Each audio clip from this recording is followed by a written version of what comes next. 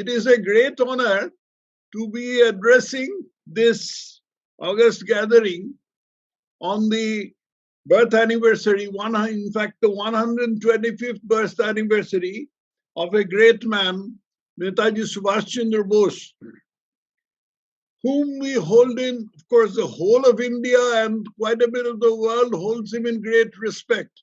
But here in West Bengal, because he is the son of this particular soil, we hold him in some special great respect. The whole city today is agog with celebrations, and it is a great honor for me to be invited by the Sangam Talks to speak on this great son of India. In the poster and the 60-word summary that I gave, I said that the most glorious time of his life was after he left the shores of India. But even before that, the times that he spent were so momentous that I would not be doing him justice if I made no mention of it. So let me very briefly take you through the course of events. He was born in 1897 in the city of Cuttack, which was then part of Bengal Presidency. Now it is a principal town, biggest town possibly in the state of Odisha. And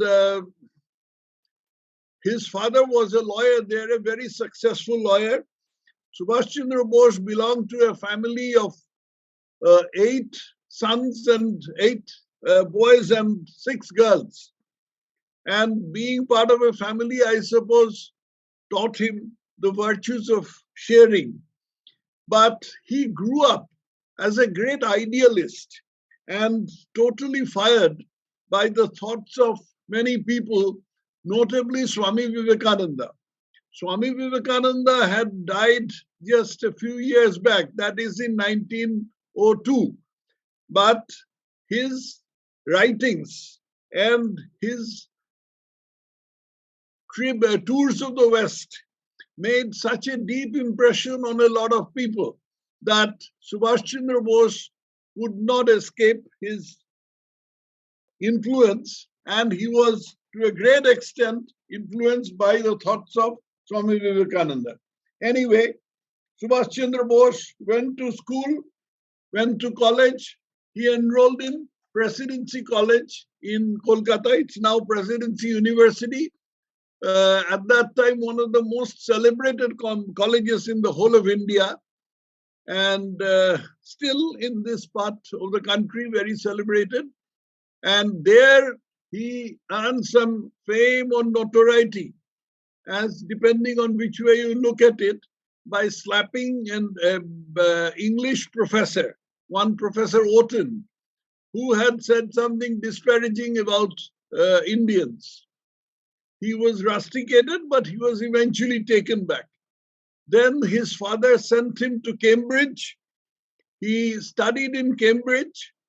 He made friends, not many. One of his principal friends was a person called Dilip Kumar Roy, whose father was a patriotic poet of Bengal. His name was Dwijendralal Roy, is better known as D.L. Roy. This Dilip Kumar Roy, until his the last disappearance of Subhash, was a very close friend and confidant, and he had written a lot of letters to Dilip Kumar Roy. So Subhash Chandra Bose passed brilliantly from Cambridge, sat for the ICS examination. During those days, for Indian boys, ICS, being an ICS, was the be-all and end-all of everything. It was a very coveted job, paid a huge salary by today's standards, and gave him almost powers of life and death over the area that that person would be administering. But in less than 1 year, he got this ICS in 1920. In less than 1 year, he realized that this would be just serving the interests of the British, not serving the interest of India. So he resigned. something unheard of. Someone resigning from the ICS. The Undersecretary of State for India called him and tried to persuade him. Subhash would not listen. Just imagine, at that time he was just 24 years old. So he came back to India and joined the Congress. In Congress, he became a disciple of C.R. Das, Chittaranjan Das, who had been a Congress president and who was one of the foremost patriots and nationalists of that time. C.R. Das took him under his wings and taught him a lot of things, among them the need for Hindu-Muslim unity, Hindu-Muslim adjustment. C.R. Das, in fact, was the author of something called the Bengal Pact, and he had organized a party, or a sort of a party within the Congress, which was called the Swarajist Party. But C.R. Das, in fact, C.R. Das fought the municipal politics in 1924. He won on that Swarajist ticket. C.R. Das became the mayor, and he made Subhash Chandra Bose his chief executive officer. Only at the age of 27, you can imagine, it's a very responsible post for being the chief executive officer of Calcutta, which was then the principal city of India and said to be the second city in the British Commonwealth. Anyway, he was there, but at the same time, he was an ardent nationalist and he was carrying on his nationalistic activities even while being there as chief executive officer. Then, after some time, the British could take it no more. That a person in an official position, he was carrying on with this nationalistic activity, so they imprisoned him. They put him in prison in a jail in Calcutta at that time. Even while in jail, Subhash Chandra Bose was carrying on his municipal duties. But the British thought that this is too dangerous. So they shipped him off to Mandalay. Mandalay is a town in Burma, now known as Myanmar, and he was jailed in Mandalay. Mandalay was an unhealthy kind of a place, and there in jail, Subhash fell very ill. In fact, he fell quite ill, so much so that at one point of time, he could not even rise from his bed. So he had to be carried sometimes, and the British thought that wouldn't make a good example to have a person of Subhash's stature. He already had joined that, attained that stature. So they released him. But they told him that you can't step in Calcutta. And later on, they extended to India. They asked him to go to Europe. As a matter of fact, at that time, most moneyed people, if they needed medical treatment, they went to Europe. But Subhash refused it. And the British relented and they let him stay in Calcutta. He had already joined the Congress. He was working with the Congress. C.R. Das had suddenly died in 1924.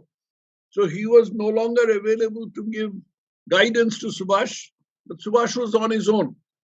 In 1928, when the Congress session was being held in Calcutta, that time, I think Motilal Nehru was the president of the Congress at that time in that particular session. Subhash organized a team of volunteers on military lines.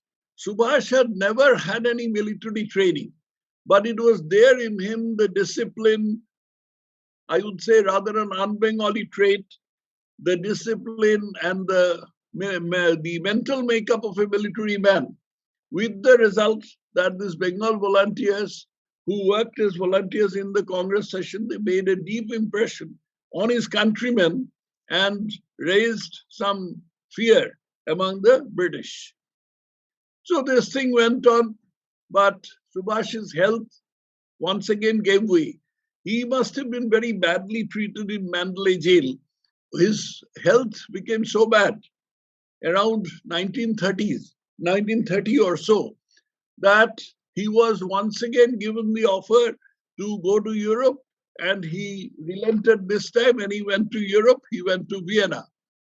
He underwent long treatment at that time. The nature of the disease, what he was suffering from, is not clear, but from a lot of sources and circumstantial evidence, it appeared that he might have been suffering from tuberculosis, which was a very rampant disease at that time. But Vienna was one of the places where there was good treatment of this, and then he got better. He got better, but after he got better and he was in a state to move around, he started visiting the European capitals and making friends with the eminent personalities there. And his brilliance was recognized in the fact that all the personalities at that time, they gave him audience. There was Hitler. He first met Hitler sometime around this time.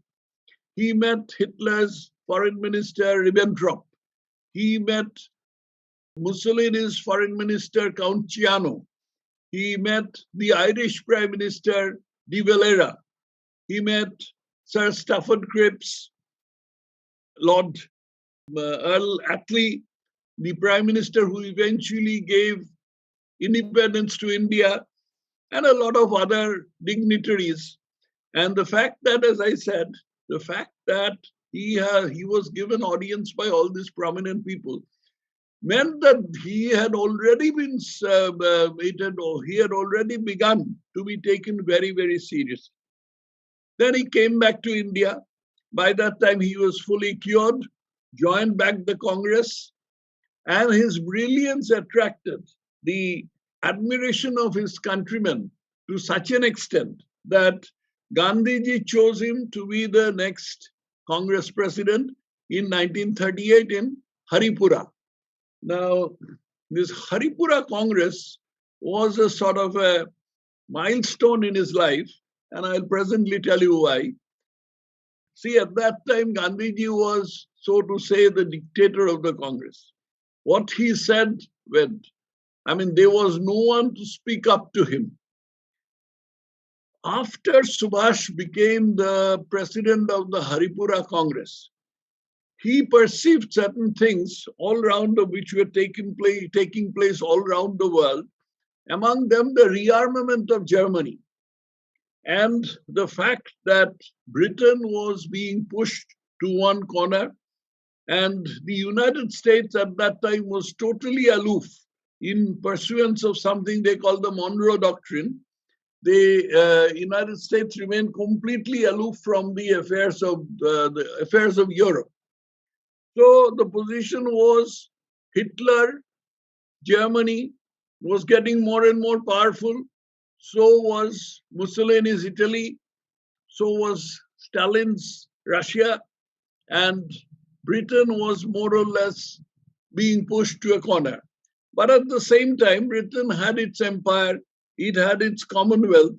So it was a sort of a balancing game. But at this time, Britain had a very weak prime minister called Neville Chamberlain. This Neville Chamberlain, Hitler took advantage of this Chamberlain's presence, and he started pushing Britain. He invaded Czechoslovakia, Britain relented. He invaded Austria, Britain relented. Eventually, when he invaded Poland, Britain declared war on Germany, and that was the beginning of the Second World War. Now, when the Second World War started, Netaji Subhash Chandra Bose in India had crossed swords with Gandhiji to such an extent that he could no longer see eye to eye with him. In the 1939 Congress, Gandhiji's nominee in the Congress was a person called Pattabi Sitaramaiah. He was a good man, but he was a colorless man, Pattabi Sitaramaiah. So when Pattabi Sitaramaiah was announced as Gandhiji's choice at the 1939 Tripuri Congress, Subhash Chandra Bose said, no, I don't accept him. I shall once again compete for the presidency. And he did compete. And he won. He was elected the president of the Congress for a second time. And Gandhiji openly declared, Pattabi's defeat is my defeat. After Gandhiji had declared this, the rest of the Congress bigwigs, like Nehru, Patel, Azad, Sarojini Naidu, all these people, they ganged up on Subhash and they elbowed him out of the Congress. With the result that he came out, he first tried to form a sort of loose consolidation of leftists. He was of a leftist bent of mind, but so far as I have seen, he did not have, his primary focus was on the independence of India, not on any economic theory. But he was always dubbed as a leftist and on the opposite poles of Gandhi, particularly with respect to this ahimsa and the civil disobedience and that kind of thing. He said that Netaji Subhash thought that no way you can achieve independence of India by doing all these things. Independence has to be snatched away from Britain. So this thing happened, and the situation took such a turn that he was elbowed out of the Congress by Gandhi, the machinations of Gandhiji. One of his biographers, I think is a most reliable biographer, that is Leonard Gordon, has said that this superior politicking skills of Gandhiji, Subhash was no match for it. He was a much more straightforward man. And as a result, he was elbowed out of the Congress. He formed a group called the Forward Bloc, first within the Congress, then he came out and then formed the Forward Bloc. But he couldn't give it a very good shape because the people who supported him, they were a polyglot group. You know, they were Hindu Sangatanists, they were Swarajists, they were M.N. Roy's followers, the radical humanists, all kinds of things, Kisan Sabhaists, and he could not get all of them organized. And eventually, he gravitated to municipal politics. Now, I personally think that he should not have done it. I mean, Netaji Subhash Chandra Bose, being a leader of not only national but international stature, he should not have gone into municipal politics in Calcutta. But no matter what, he did it. And 1940, the year 1940, was spent by him in this municipal politics. Towards the end of 1940, he declared that he had once again fallen ill and he would be confined to his bed in home, and he would not see any person except his family members and very close friends. So he stayed that way, and sometime in January 1941, with the help of his nephew, Dr. Shishir Kumar Bose, he escaped from that house. His escape itself is a great drama. He knew that he was under surveillance, but everybody thought that he would escape by train. At that time, air travel was not very developed, and going by train or leaving Calcutta by ship, he would have certainly been caught by the British. So Shishir Kumar Bose drove him out of Calcutta over Grand Trunk Road and took him to a place called Gomo. At Gomo, meanwhile, he had disguised himself. He had grown a beard. He had disguised himself as one Maulvi Ziauddin. And this Maulvi Ziauddin left Shishir Kumar Bose and he boarded a train and went all the way to Peshawar. Then in Peshawar, he was received by some people. And then from Peshawar, he walked. It was a very, very difficult walk through the country roads and through the Khyber Pass, entered Afghanistan. Then in Afghanistan, he was given refuge by an Indian trader called Uttam Chand. He stayed there for some time. He knocked at the doors of different embassies. He could not go do so very openly for fear of being caught by the British, because Afghanistan at that time was crawling with British agents, including Indians. Eventually, he managed to get some kind of response from the Germans and later on from the Russians. So he moved from Afghanistan to Soviet Union over the border, over which now refugees are running away from the Taliban regime across the Amu Darya or Oxus River. And he entered the USSR. From USSR, he traveled all the way through the Soviet Turkestan, what was then Soviet Turkestan, then through European Russia, and eventually into Germany. Poland and Germany. Poland by that time was under Germans. And by this time, you must remember that the Germans and the Russians, they were bound by the non-aggression pact which Hitler and Germany and USSR had signed. The non-aggression pact which said that these two nations would not attack each other, and at the same time they sort of made a deal between themselves to gobble up Poland. So Russia took half of Poland and Hitler took the other half. So eventually Subhash reached Germany, and that was his destination. He thought that he would be able to enthuse the German government, the Nazi government, to declare independence for India. And from there, he could address the Indian nation over radio. Now, he was sorely disappointed. He did manage to see Hitler. He was received by Ribbentrop a number of times, who was Hitler's foreign minister, and he spoke to all the other leaders. He spoke to Ciano also, that is Mussolini's foreign minister, but all of them said that the time is not ripe for European powers like Germany and Italy to declare Indian independence and declare Subhash Chandra Bose as a government in exile. So he, at that time, was really at a dead end. But in the meanwhile, he started organizing the Indian POWs in German camps. A lot of Indian soldiers had been taken prisoner in North Africa, and they were shipped to a place called Annaburg, which is near Dresden in Germany. He started a POW camp there, and then he tried to organize them into an Indian legion, which would eventually fight with German help to liberate India. But the lack of interest that the Germans, Nazi Germany showed, it disheartened him.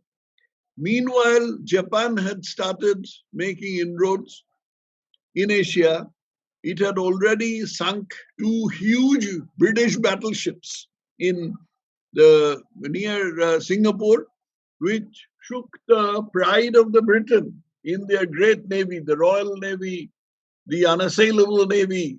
These 2 battleships were just sunk in a matter of days, Prince of Wales and Repulse. And then the Japanese invaded the Malay Peninsula. The British, very stupidly, in Singapore, which was considered their bastion, had all their guns pointing towards the sea in the hope of meeting the Japanese there. The Japanese surprised them from coming from there behind and took over Singapore. Britain practically surrendered without firing a shot, surrendered Singapore. It was a huge loss. I mean, it was a huge come down for Britain, and the prestige of Britain at that time plummeted. As a matter of fact, after this, if the Americans had not come to the aid of the British in the Pacific theater, the British would have been completely vanquished by the Japanese. Anyway, the Japanese started proceeding northwards from Malay towards Burma, and they took over Burma just like that. The British could not offer any resistance. But meanwhile, the Japanese had made a mistake. of bombing Pearl Harbor. And bombing Pearl Harbor, it is said that it was a big mistake, which was said even by the Japanese Admiral Yamamoto, who said that you have awakened a sleeping giant, the sleeping giant being United States. And after that, the United States came to war in the Pacific theater and the look changed. Now, as the Japanese were proceeding, meanwhile, a revolutionary called Rashbihari Bose, who had been living in Japan for a long time, because he would have been caught and executed possibly by the British if he had been in India.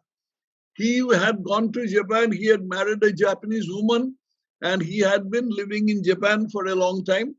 And then he had come to Singapore and Malaya, and he had been trying to organize the Indian POWs there. There were a very large number of them, much bigger number than were found in North Africa and shipped to Germany, which Netaji or Subhash Chandra Bose saw earlier. So these people he organized. There was another person called Mohan Singh, but to explain his role will take a lot of time. So I'll skip that. Mohan Singh and Rashbihari Bose, they both had very yeoman roles to play in this whole thing. So their army started moving up the Malayan Peninsula into Burma, and then they proceeded towards India. Now, what had happened at this stage is that the supply lines were getting very extended. This is one thing that the Japanese possibly had not calculated, because their supply bases, the army, it is said that the army marches on its stomach, and the supply lines by which food for the troops as well as arms and ammunition are sent are a lifeline for any army.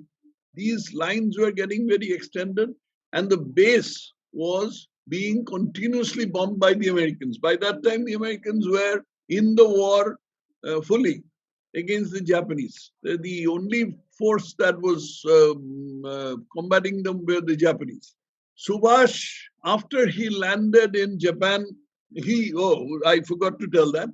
Meanwhile, when he found that he found no sympathy with the European powers of Germany and Italy, he decided to go to Japan. Meanwhile, Japan made quite a few friendly noises. So he had to go to Japan. But between Germany and Japan was a huge mass of land and sea, which was totally hostile. Russia was hostile, and the seas were also hostile. It was impossible to fly across the Soviet Union and reach Japan. So what he decided was to go by submarine. And he traveled in a German submarine. He went to a place near Madagascar in the Indian Ocean. There he rendezvoused with a Japanese submarine. And in that Japanese submarine, he traveled to Japan. And from Japan, he met up with Rashbihari Bose. He took control of the he took control of the prisoners of war. He organized them into the Indian National Army, which was also known as the Azad Hind Fauj. One thing I forgot to mention, that when he was organizing the Indian POWs in Germany into what he called the Indian Legionnaire, he had coined the slogan Jai Hind. This slogan Jai Hind was coined by Netaji Subhash Chandra Bose, and today in the Indian Army and possibly also in the other Indian forces, this has become a standard greeting. Army men, they don't say good morning or good evening, they say Jai Hind. This Jai Hind was such a powerful slogan that it cut across all religious and caste barriers. Netaji, while organizing the Indian Legion, he had forbidden any kind of religious or caste functions. That is, any collective functions. Individually, one couldn't do anything. And he planted this cult of Jai Hind, which was a great thing, which was a great, great thing. So Netaji in Malay formed the Indian National Army or the Azad Hind Fauj, and with that army, in tandem with the Japanese, he proceeded northwards. He came to Burma, now Myanmar, and then he set foot on Indian soil in a place called Mairang in Manipur, not very far from Imphal. This is considered a momentous thing. He had also penetrated at another point in Nagaland called Ruzazo. It's a small village. But in Ruzazo, his Indian National Army, they set up a municipal administration there. This is the only civilian outfit that the Azad Hind Fauj had set up on Indian soil. As a matter of fact, it's a very remote village, very difficult to get there. In the year 2017, when I was the governor of Tripura, I had been invited by the governor of Nagaland, Sri Padmanabhacharya, to participate in a function in this Ruzazo, in this village of Ruzazo, and we took great trouble to travel to the village, and also had been invited a person called Dr. Purabi Roy, who was a Netaji scholar, and eventually we had a function there, but that is just an aside. But this was the point when the tide of the war turned. The Japanese could not proceed any further because their supply lines were overstretched. This they should have calculated, they did not. If they had stayed put in Burma, then perhaps they could have fought the Allies for a longer time.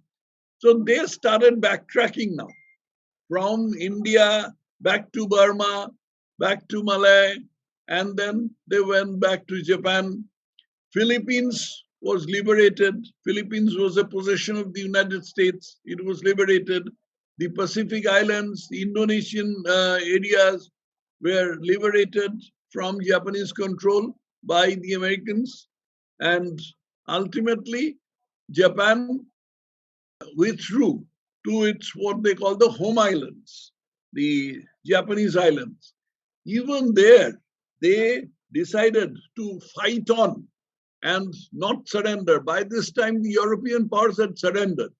You know, in Second World War, there are 2 days of termination. One is the VE Day, that is Victory on Europe Day, and the other is the VJ Day, Victory over Japan Day. And this Victory over Europe Day is much earlier. Japan did not surrender so easily. Japan surrendered only after the 2 atom bombs on Hiroshima and Nagasaki were dropped. Anyway, when the war came to such a stage that Netaji had traveled to Taiwan, which was at that time known as Formosa, to a town called Taihoku, possibly which is the Japanese name for Taipei. And from Taihoku, he was seen boarding an aircraft. And that is the last picture of Netaji Subhash Chandra Bose where he was seen. After that, it's a smokescreen of mystery. Nobody knows what had happened. One of the versions that we have heard is that we know very well is that immediately after the aircraft took off, he was going to Japan. Immediately after the aircraft took off, the engines caught fire and the plane crashed and he was killed with it. The ashes of his body are kept in a temple called Renkoji in Japan.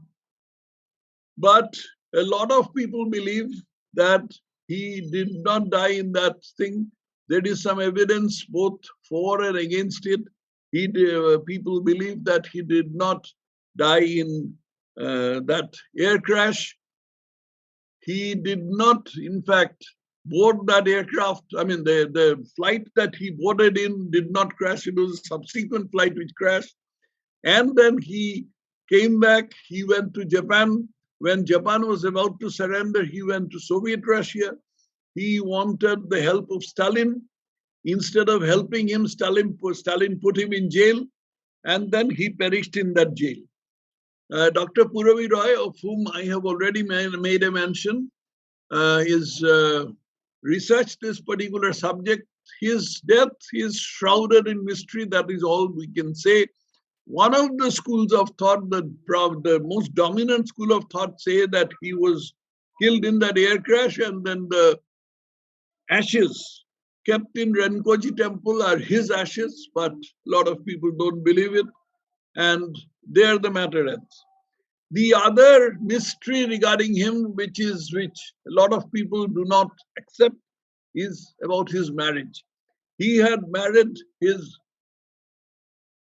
this I believe, and it has been said by a number of historians also, that he had married his secretary, Emily Schenko. He was an Austrian woman. She had been his secretary for a long time, and they had married, and Anita Bose was their daughter. Later on married a person called Pfaff, P-F-A-F-F. Pfaff is a German national. She lives in Germany now. She is known as Anita Bose Pfaff. A lot of people believe that Netaji could not have married unless before having achieved the independence of India. Now, this is emotion, right? This is emotion. Netaji was a human being after all. He was not a demigod or any such thing. He was a human being, and he had all kinds of attributes or failings as human beings have. But he was a wonderful human being. He was a great human being. He had qualities that most of us do not possess. Most of us, almost 99% of us do not possess. That is why a person who had such wonderful opportunities in life, like being in the ICS or like remaining with Congress and being subservient to Gandhi, and Nehru had done, he could have attained greater heights. But he left India, left Indian shores. That was the most glorious part of his life.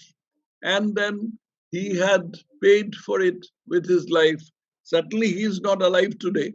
His 125th birth anniversary. But until even 10, 15 years back, there was a very substantial body of people, particularly in West Bengal, who believed that he was still alive. Anyway, beliefs are beliefs, but people who are interested to study him, among them, there are people who have really studied him in great depth. One person in India is Anuj Dhar.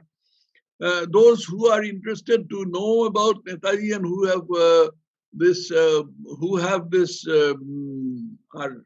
who want to know more about him, I would suggest that you study the writings of people. One person is Anuj Dhar. The second person, the other two persons who are foreigners are Leonard Gordon, who had written a book called The Brothers Against the Raj, which is a combined biography of his brother Sarath Chandra Bose and Subhash Chandra Bose. It's a very well written, very well researched book, and I personally think it's the most authentic biography of him. And the third is a book called The Springing Tiger.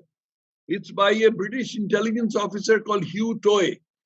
This Hugh Toy, being a British intelligence officer, you can imagine he would not have been normally an admirer of a person like Netaji, who had sided with the Germans and the Japanese. But he was, because he had transgressed his national loyalties, and he realized that what an extraordinary person Subhash Chandra Bose was.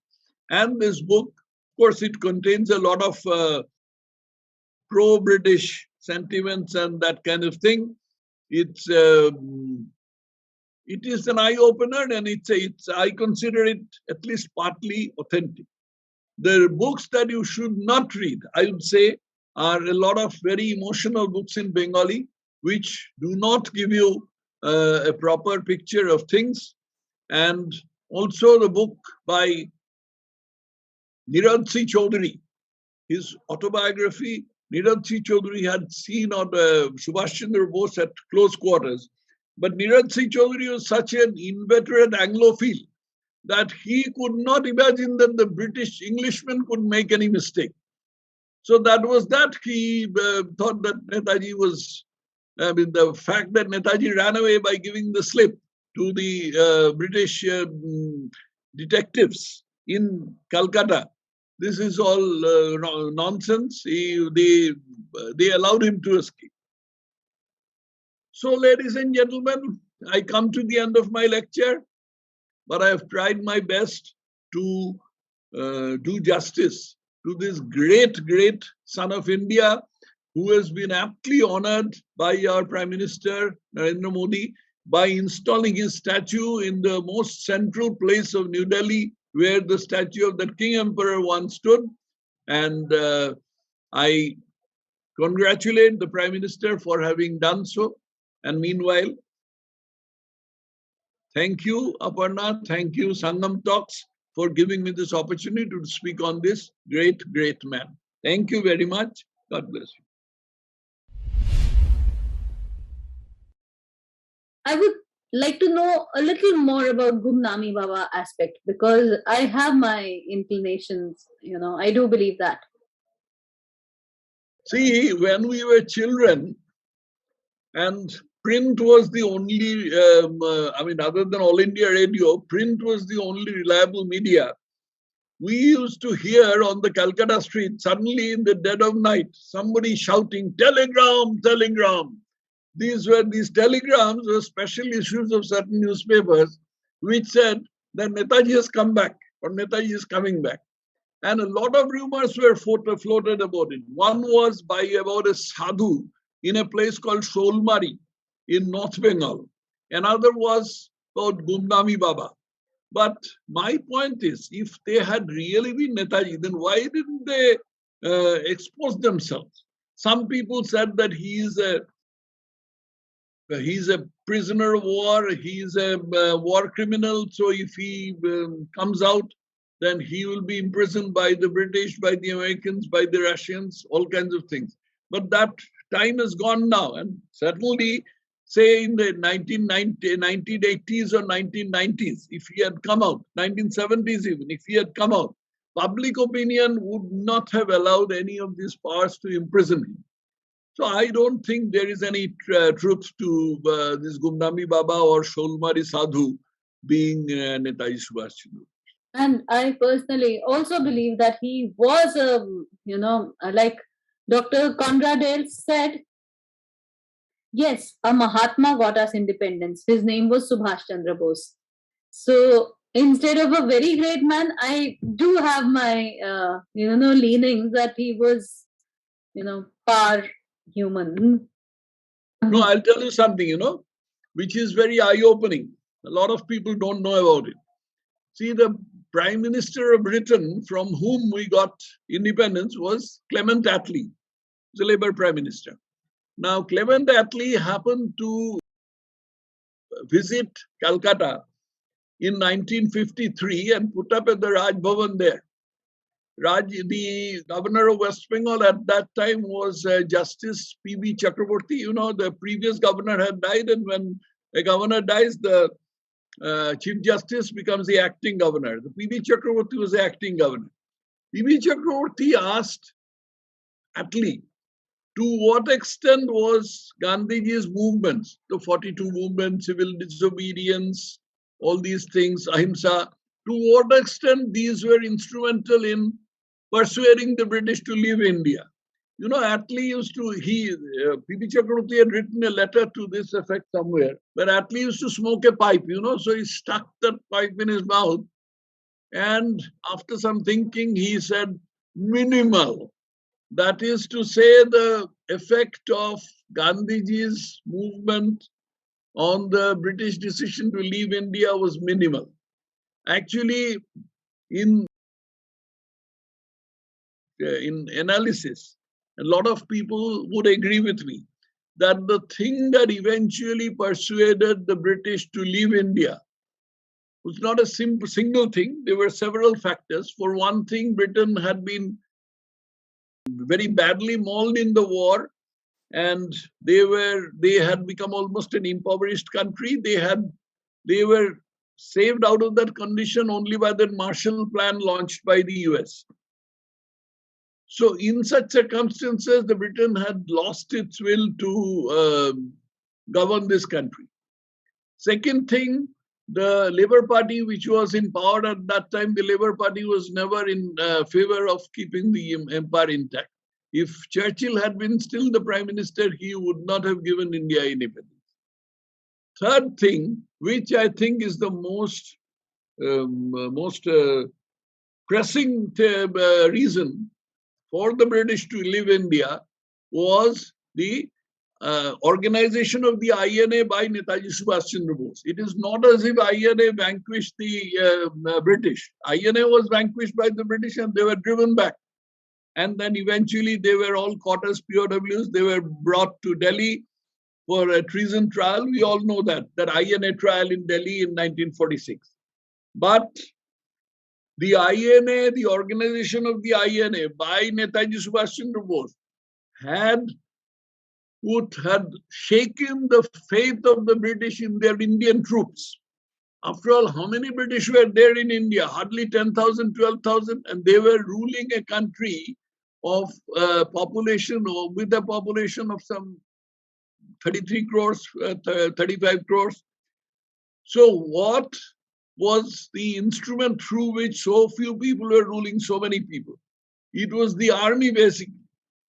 And the army, they had once been mauled by the army back in 1857. So after that, they learned their lessons and they molded their army in such a way that they would never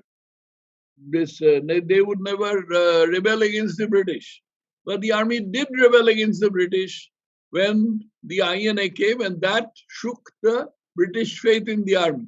The second thing was the naval mutiny, which took place in 1946 in Mumbai, then Bombay. And these things are considered to be the prime reasons why the British left India. So Netaji had a very big role. See, what Gandhiji basically did was to beg for independence. I mean, excuse my words, but he practically begged for independence. His idea was to cause a change of heart of the British. No such thing happened. The British did not change heart. They left it because of their own compulsion. And by the way, what Gandhiji brought about was not only independence, but also partition. Gandhiji acceded to partition. If he used to go on fast at the drop of a pin. If he had gone on fast against partition, possibly partition would have never happened. But he just gave in. Namaskar, sir. Namaskar. It was a wonderful talk and a great day to talk about Netaji, pay a tribute to him when PM has already announced his statue to be placed under that canopy, which we have been wanting for such a long time. I have 2-3 questions actually. First is that INA was founded by Netaji or Rasbihari Bose? INA actually had been started by Rasbihari Bose. And I think he gave that name INA. Anyway, whoever gave the name, the Organization of Indian POWs in the Malayan Peninsula had been started by Rasbihari Bose according to the account given by Hugh Toy. But it was really welded into a powerful force capable of taking on the British and parleying on equal terms with the Japanese was Netaji Subhash Chandra Bose. And the other thing is that Netaji, I think he added Azad Hind Fauj, and he also got the Janaganaman translated into Urdu. What would you attribute it to? Why the use of Urdu was so rampant even in his radio talks? See, it was not Urdu. He tried to promote a language which he called Roman Hindustani. Roman Hindustani is Hindustani. Hindustani is the language, halfway between Hindi and Urdu. Urdu itself is a language which is an artificial language made by putting Farsi words in Hindi grammar. Okay. But Urdu has a lot of Persian words. These Persian words were sort of toned down and then made into a language which is understandable to the whole of India. It was called Hindustani. The spoken Hindi at that time was Hindustani in the in the 1940s and early 1950s. If we have seen a film called Kismat of the 1940s, it's a very famous film and they still show reruns of it. You would find that Ashok Kumar was the hero. When he was meeting someone, he was saying Adavaras. Nowadays, we don't say that. We say Namaskar. But Ashok Kumar was a Hindu. The person he was meeting was a Hindu. But they were saying Adavaras to each other. So this was Hindustani. This is a halfway between Hindi and this thing. He wanted that. Plus, he wanted it to be written in Roman script because there are a large number of scripts in India which are not understandable one to the other. Devanagari is the most common script, but there is also the Assamese Bengali script. There is the Tamil script, the Malayalam script, the Telugu and Kannada script. All these things, the Gurmukhi script.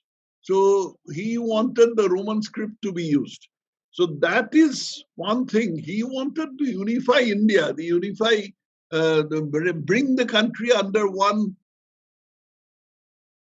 umbrella and eradicate all religious and caste differences. Whether it's an utopian idea or not, it is very difficult to say. Whether he managed to do it in a military milieu, when he was organizing the Indian Legion and the INA.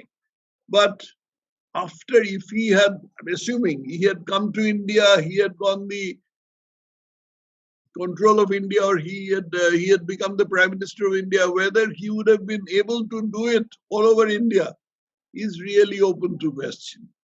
And perhaps he might have been able to prevent partition. That is perhaps very difficult to say because Muhammad Ali Jinnah was such a hard nut to crack. And with some mistakes made by the Congress, such as the boycott of the state assemblies and going to jail after the 1942 movement, Jinnah had become so powerful that it would have been very difficult to buck him. So these are all in the realm of conjecture. Other question is that when there's a mystery around his death, why the government is not interested in getting DNA test of ashes at Renkoji temple? I don't know whether it's possible or not, but that you have to ask the government. I can't answer that. My question is that is there a story behind it? Then Japanese must be knowing. Something must be knowing what the facts are. Okay, how ashes were put there, who did it there, or what is the truth behind it? This is not known. This is ever since that he was shown as boarding that aircraft in Taihoku, and that ashes landing up in the Renkoji temple. In between, nothing is known. Nothing is known, and obviously I don't know it. There might be something in the archives of the government of India. There might be something in British archives, maybe Russian, maybe Japanese. I don't know. Yeah, because it is actually where these ashes are stored. They are actually outside the temple. To make easy for people to come in and pay their homage and go back. Without entering the temple or without restriction of time. So they have made it very easy. There is a question by Nandakumarji.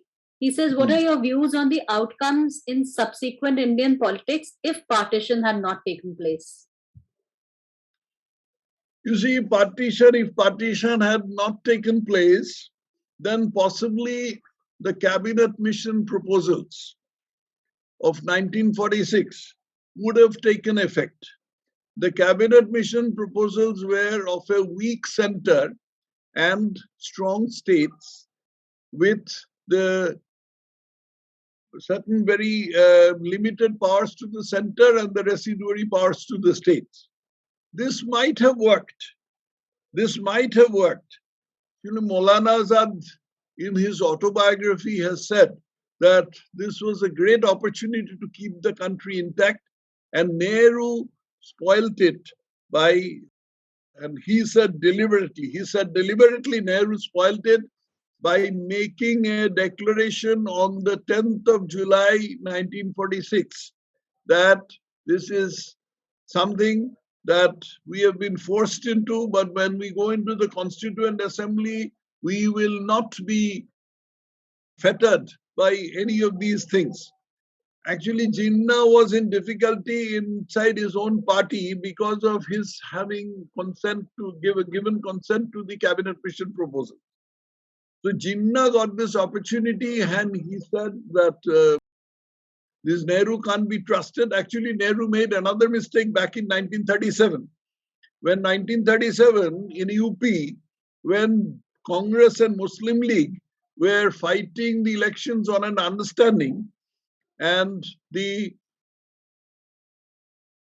Congress swept the polls, then Nehru got carried away in his enthusiasm and he said that all these parties like Muslim League and all that, they'll be swept away. They will have to simply fall in line with the Congress. The Jinnah said that this is going back on his earlier promise. Then 1946 also he said that Nehru has gone back in his earlier promise. He is not a man who can be trusted. So we are withdrawing our consent to the cabinet mission proposals and we are declaring 16th August 1946 to be the direct day for direct action. And that direct action actually translated to the great Calcutta killings in which some 10,000 people were killed. So if Subhash Chandra Bose had come, it is possible that partition might have been avoided. If partition had been avoided, the most likely scenario would have been the acceptance of the cabinet mission. Namaskar. Namaskar. Sir, my question is that can you put some light on the relationship between Netaji Subhash Chandra Bose and Syama Prasad Mukherjee? You have written a book on Syama Prasad Mukherjee. Yes. So, and there is also saying that Netaji Subhash Chandra Bose was against Hindu Mahasabha and criticized many things and all the statements come. So please, can you throw some light on that? See, all this is true. Netaji Subhash Chandra Bose, but as I said, Netaji Subhash Chandra Bose, a leader of his stature, should not have gone into a leader of the international stature, leave alone national, international stature. He should not have gone into municipal politics. The spat that he had with Dr. Syama Prasad Mukherjee was regarding municipal politics. Was it an area for a person like Subhash Chandra Bose to go into?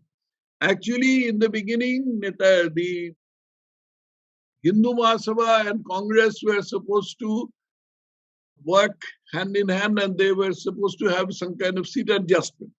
But the seat adjustment did not take place and Sharat Chandra Bose, that is Netaji's elder brother, broke that alliance. And after that, there was this mutual sort of mudslinging. And as a result of that, they both said, particularly Netaji said certain unkind things about Dr. Syama Prasad Mukherjee. These are facts. Fortunately, their overlap was confined only to 1 year. Netaji, Syama Prasad Mukherjee entered politics in 1939 December with a Hindu Mahasabha session held at Kolkata. And Netaji Subhash Chandra Bose left India's shores by January 1941, and even earlier than that, he had confined himself to home, as I said, and he pretended to be convalescing or something like that. So their overlap was very small. During this overlap, it is true that they did not see eye to eye and they said unkind things to each other, but that is a very, very, very small part of Netaji Subhash Chandra Bose. Now, what a lot of people use is that because they have in their lip service, even the communists who had said the most horrible things about Netaji, who had painted a cartoon of Netaji on the face of Netaji on the face of a dog, held on a leash by the Japanese Prime Minister Tojo. Even they say, no, Netaji, he had spoken ill of the Hindu Mahasabha, he had spoken ill of the Syama Prasad Mukherjee. It's a very, very small chapter in the life of Netaji Subhash Chandra Bose, an insignificant chapter.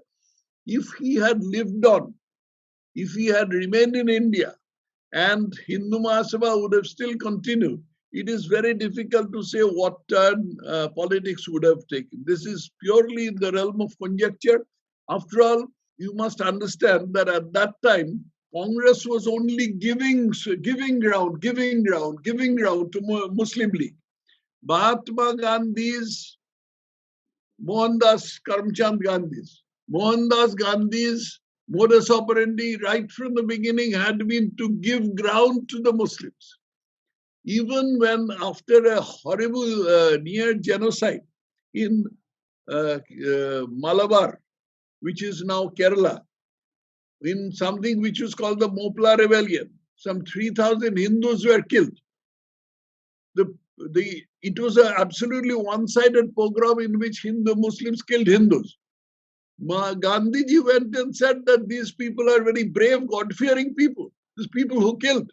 Can you imagine that? Then, after that, in a town called Kohat, now in Pakistan, it is now in the province of Khyber Pakhtunkhwa. In this Kohat, there was a similar pogrom of Hindus by Muslims. Gandhiji, what he did is he held prayer meetings. Not one word of condemnation. In a place called Noakhali in Bengal, in October 1946, there was a wholesale massacre of Hindus. Gandhiji went and held prayer meetings. Not a single word of condemnation. In such circumstances, in the face of this kind of giving ground and capitulation, what Netaji would have said is very, very difficult to imagine. And sir, in later period, did Shyama Prasad Mukherjee also change his stand and pay tribute to Netaji, or is there any some kind of? Of course he did. Of course he did. Number of times. It's there in my book. But Netaji was, Shyama Prasad Mukherjee was basically concerned with India and the scene in Bengal. By 1941, Netaji was lost to India and Bengal. He was abroad. He was organizing. First, he had to land in Germany. That itself was such a Herculean task that it's very difficult. I would recommend that you read these two books. This one, Springing Tiger by Hugh Toy, is a thin book.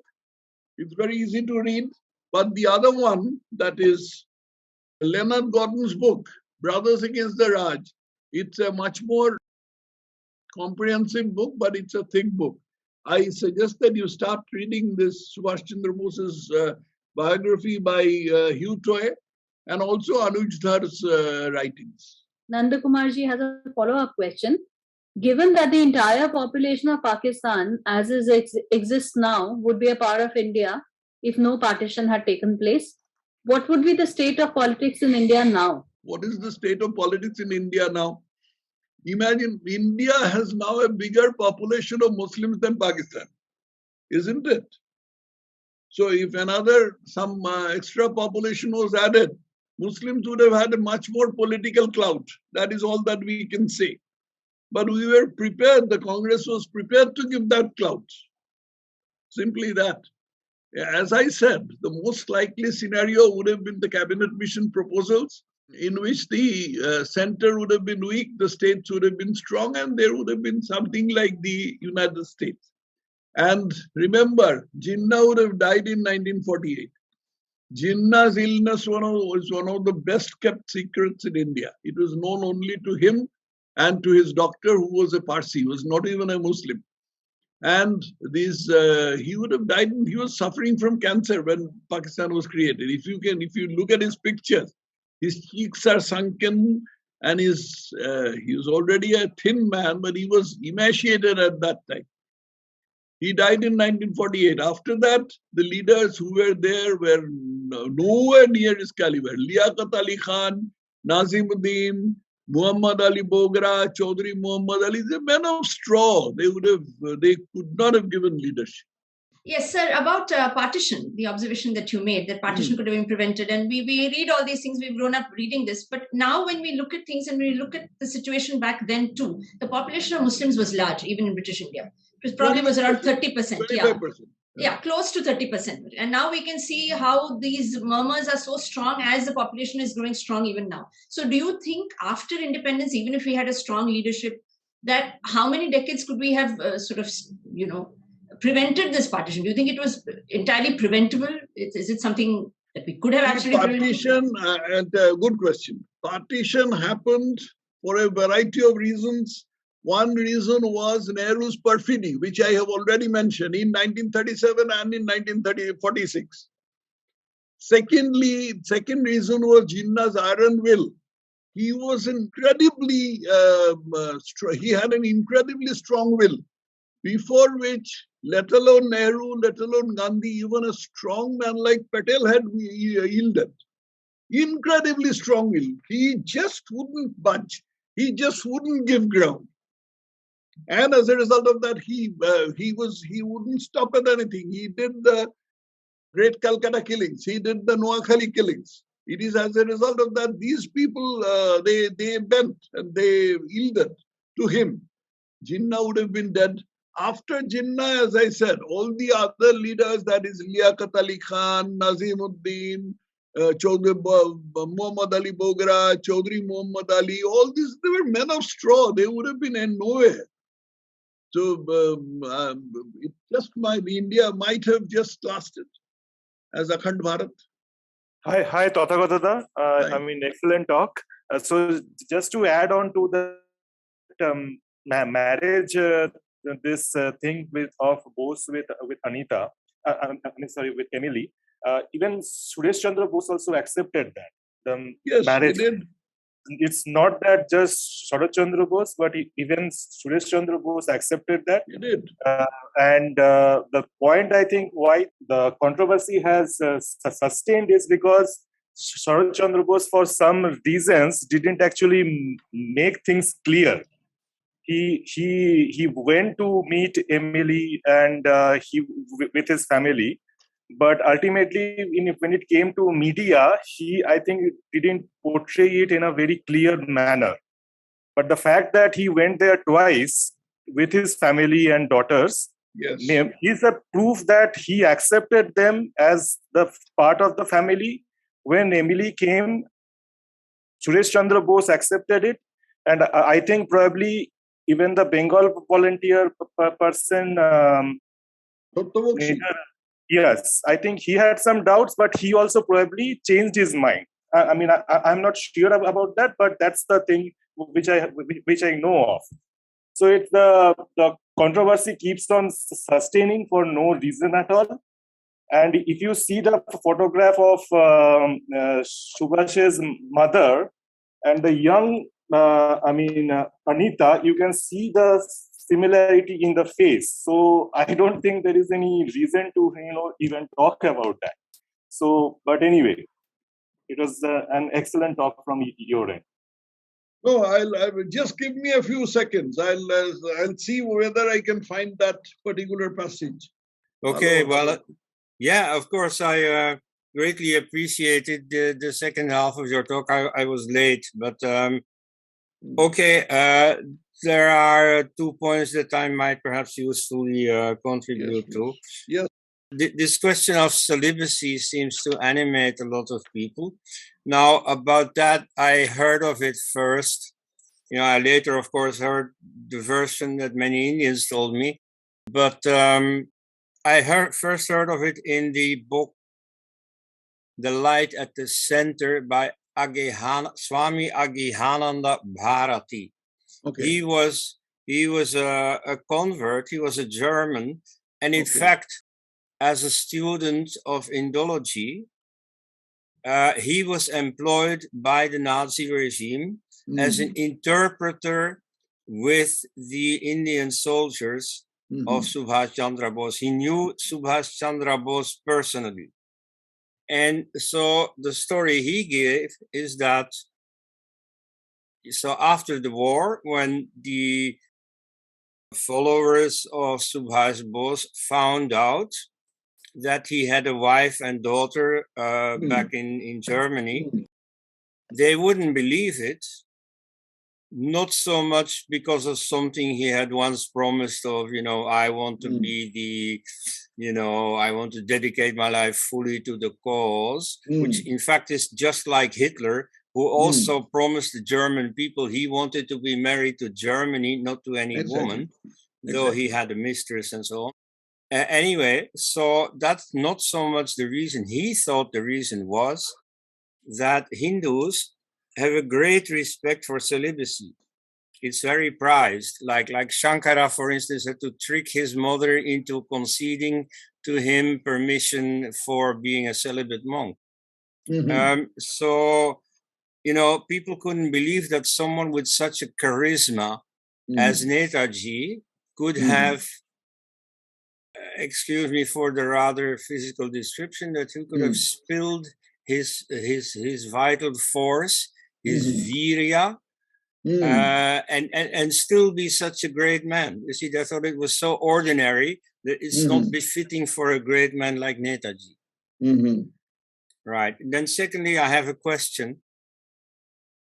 You are certainly aware that some people, accept the greatness as a patriotic hero of Netaji, but nevertheless say that on the downside, you see where, I mean, he contrasts with Gandhi and Nehru by his merits.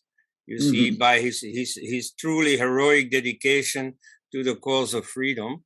But by contrast, he was just like them in a negative sense, namely that he was also swayed by some kind of appeasement, and that he that some of his lieutenants, for example, were certified jihadis, also turned to Pakistan after independence and so on.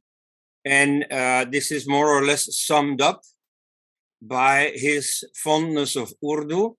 Apparently, during the voyage in the submarine, he tried his hand at an Urdu translation of Jana Gana Mana. And the name of his army was Azad Hind Fauj, which is pure Urdu. Now, I don't know how important this is. How important we should rate this within his overall merits, but what do you think of it? Dr. Elst, I don't know if you were present at that time, but I was saying that until the late 40s and early 50s, the spoken language in North India was not Hindi, but something called Hindustani, which is halfway between Hindi and Urdu. Urdu itself is basically a language like, Yiddish, which is German words put in, Hebrew words put in German grammar, or Afrikaans, which is Bantu words put in Dutch grammar. Urdu is Farsi words put in Hindi grammar. But the frequency of these Farsi words, it depends on the inclination of the people. We can understand the Indian Urdu, which is spoken over the TV programs, but we can't understand the Pakistani Urdu, the Urdu that the Pakistanis speak, because there's a lot more Farsi there. Hindustani was a language which had a smaller number of Farsi words. And Hindustani was written in both Devanagari script and the Arabic script. And the language that Netaji advocated for the country was Roman Hindustani, that is Hindustani written in Roman script. In order to solve the problem of this script, whether it should be Devanagari or Urdu or the Arabic script, he advocated Roman script. And I think that was a good thing to do. And Hindustani was equally intelligible. As a matter of fact, the Hindi that we speak today in India is not intelligible to Pakistanis. On the other hand, the Hindustani that was spoken in the 40s was intelligible. If it's spoken today, it would still be intelligible to Pakistanis. As I said, in a film called Kismat, Ashok Kumar meets someone and he says Adavarash. Ashok Kumar is Hindu, the other person, whatever part they are playing is Hindu, but they said Adavarash, which is a Muslim greeting. this mixture was there. This Hindustani language is now practically defunct, and people we speak we speak now a very Sanskritized Hindi, which is not understandable to Pakistanis. So the point I was on is that this Hindustani written in Roman script would have, as Netaji advocated, was an unifying factor. And what you were saying about celibacy, the connection between celibacy and greatness, is something that I completely agree with, and I don't subscribe to that view. A lot of Indians have it. I suppose a lot of Catholics have it also, because their priests are celibate. I went to a Catholic school, and their priests are celibate. So, well, that is there, but I don't do that connection. Sir, Dr. Royce, few questions. Yes, you had said the cabinet mission proposal, yes. Cripps mission, Mhm.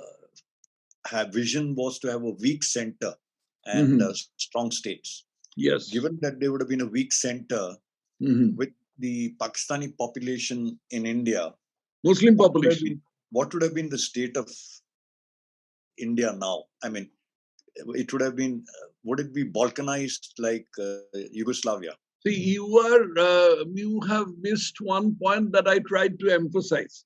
That is, it's not purely on a theoretical plane. It has also got to do with the personality of the leaders. Until now, Pakistan has not been able to throw up a single leader of the stature of, say, Atal Bihari Vajpayee, Narendra Modi, even Narasimha Rao. They have not been able to throw up a single leader. Other than Jinnah, all other leaders of the Muslim League were men of straw. So after Jinnah had died, he would have died in 1948. It was already known. It was one of the best kept secrets in India, known only to him and his Parsi doctor. So after Jinnah had died, Muslim League would have been in disarray, and perhaps some arrangement would have. These are all in the realm of conjecture. This is, nobody can say for certain. What if? But I think this would have been a likely scenario. The question, Dr. Roy, is what would have been the state as in, despite not having leadership, I'm talking about the stability of the polity, the state of affairs, there would have been possibly no partition. But what would have been the current state, as in, would there have been a peaceful state, number one? Number two, would there be a sense of purpose as a nation? Could there have been a sense of purpose as a nation? Could there have been at least some particular direction the nation could have taken, given that volatile numbers that would have been remaining in India? See, this is very difficult to answer unless you take into account the personality of the leaders. You see, in the 1930s and 1940s, there were enough leaders, both among Hindus and Muslims, who did not agree with the Muslim League and who could have led the Muslims on a path of reconciliation with Hindus. I can straight away name two. One was Sir Sikandar Hayat Khan in Punjab.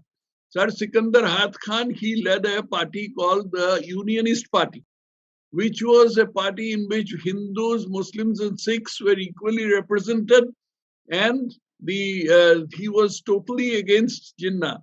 It was basically a party of landowners.